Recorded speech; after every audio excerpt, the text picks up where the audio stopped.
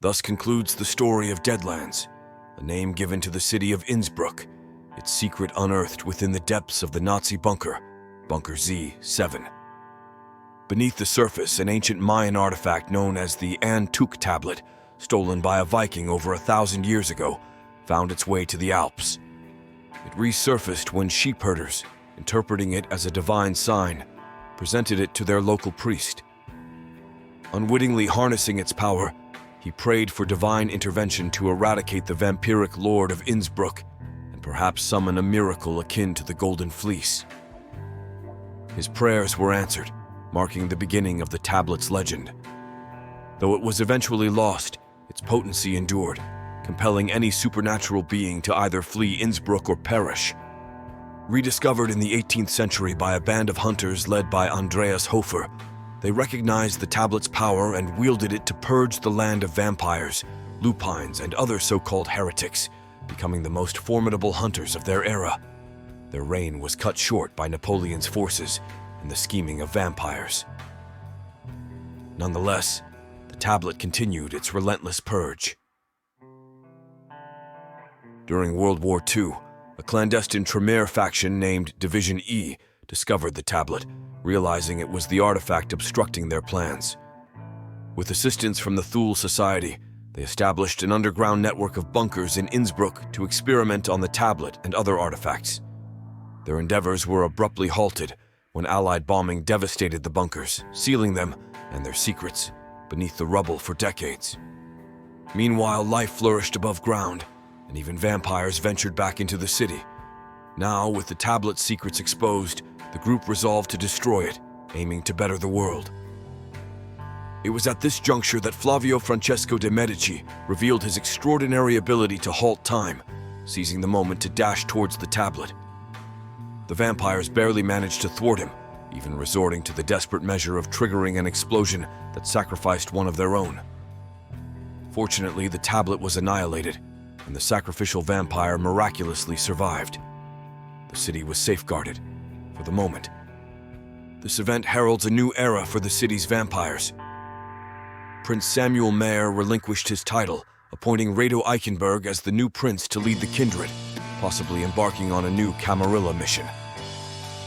Raphael returned to Istanbul to persist in his divine mission, perhaps establishing a new mission in the Near East. Johann Perger, Samuel Mayer's child, remained in Innsbruck to mentor new Ventrue and maintain the Camarilla's stronghold. René Leconte, with the conflict resolved, went back to Paris, hopeful for new battlegrounds.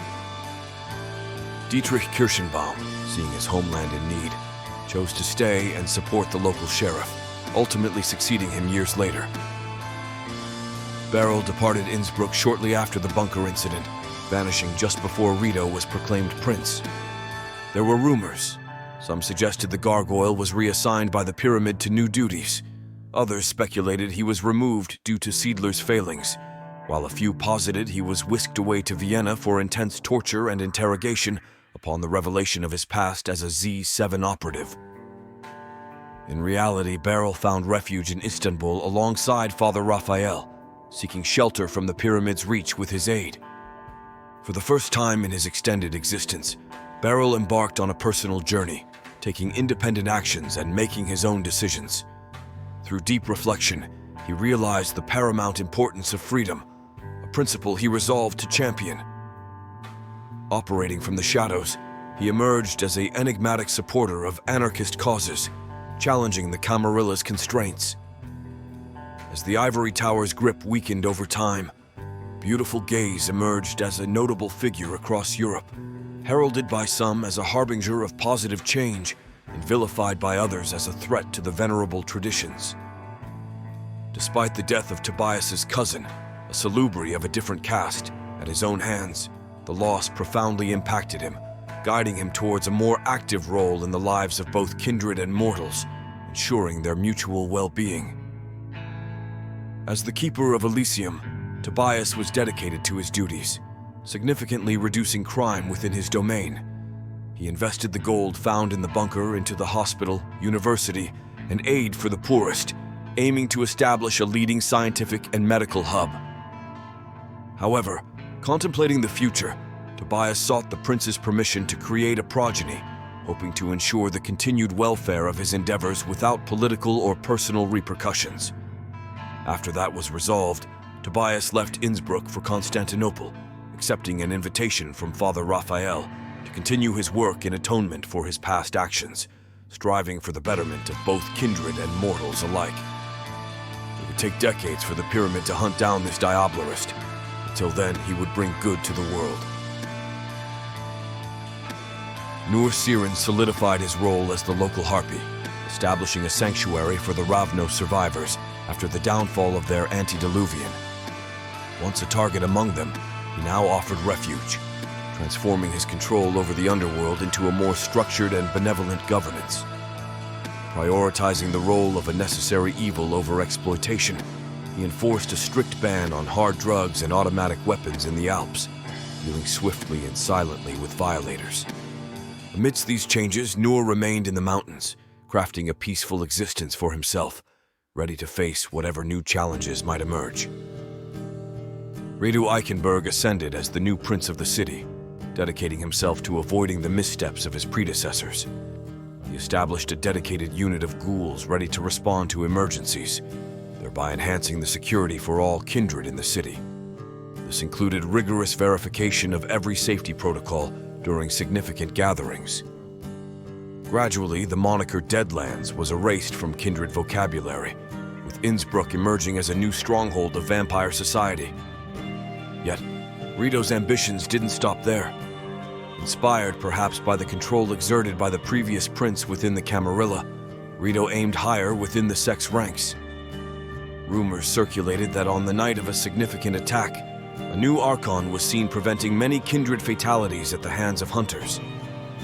Regardless of what the future holds for Rito Eichenberg, he is certain of one thing. His faithful ally, Alba, will always be by his side.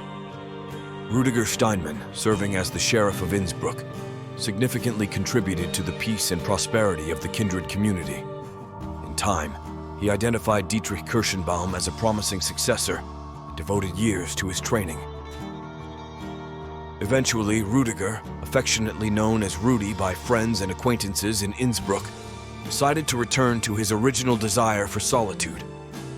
Shedding his public identity and reassuming the name Klaus Krieger, he and his loyal dog companion packed up and retreated into the mountains. Among those peaks, numerous secrets remained hidden. Over the years, tales would circulate of a mountain man patrolling the Alps, wrestling wolves and hurling boulders to protect nature from those who would threaten it. Ramona remains in Innsbruck to carry on Father Raphael's legacy, safeguarding both mortals and kindred. She transforms the cathedral clergy into her ghouls, creating a secure haven and becoming a key information broker for the Camarilla to protect the Masquerade. She also takes a personal interest in hunting Sabbat members, seeing herself as an executor of divine judgment. Ramona harbors a particular empathy for neonates and fledglings left by their sires, drawing from her own experiences of abandonment and offering guidance within the darkened world they inhabit. Her path gradually aligns with the anarchist movement, influenced by her connections with Raphael, Thomas, and Beryl. Utilizing the power of the Apocrypha, she begins to compile a blood-written library detailing the history of the Cainites, a personal project that might one day become a crucial resource. She plans to visit Istanbul to reconnect with her mentor, maintaining regular contact through secure channels. As the gaming persona cool_nun fades, Ramona adopts a new online identity, No Scope Pope, quickly rising in the Austrian CS 1.3 leaderboards and continuing her playful challenges to her acquaintances. Meanwhile, Rudy, still near Innsbruck, receives regular donations from XX Explosive Girl for local environmental and animal welfare causes, a testament to their shared commitment to nature's preservation. A commitment that persists even if he relocates, with notifications following him electronically. After the events in Bunker Z7, Marie stayed in Innsbruck, assisting Seidler in expanding the Chantry and strengthening the Tremere clan's position in the city, while also continuing her work as a private detective to ensure the safety of local vampires and mortals. After a few years of activity, Marie was summoned back to Vienna, but the details of her new mission were not disclosed. Her detective agency was handed over to her longtime associate, and she herself returned to the capital. It was never confirmed whether Marie was in the Vienna Chantry during the notable events of 2008, and information about her fate was contradictory. Some say she didn't survive the attack, while others claim she wasn't even in the capital at the time. But knowing her resilience, her unlife most likely continues. Horace, the enigmatic Malkavian, resumed his peculiar duties upon returning to Innsbruck, managing to persuade the new prince of the indispensable nature of his talents, even for a Malkavian. Yet, as time passed, Horace grew increasingly restless. Whether this unease stemmed from his ties to the Matrix, or from the peculiar Chosen One phenomenon that had stirred within him, awakening his deeper senses, he found himself unable to remain stationary for long. Horace possessed a vision of the future that was almost prophetic, foreseeing events beyond the ken of most, suggesting that a revelation awaited the world, one that all would be compelled to witness. Pandora will need to open her box. And so, the tale concludes. Our kindred can finally find solace, though the shadows of the Jihad, the Antediluvians, and the Second Inquisition loom, advancing faster than many anticipate. As for me, well, that is a tale for another time. I'm still searching for that Sabbat vampire.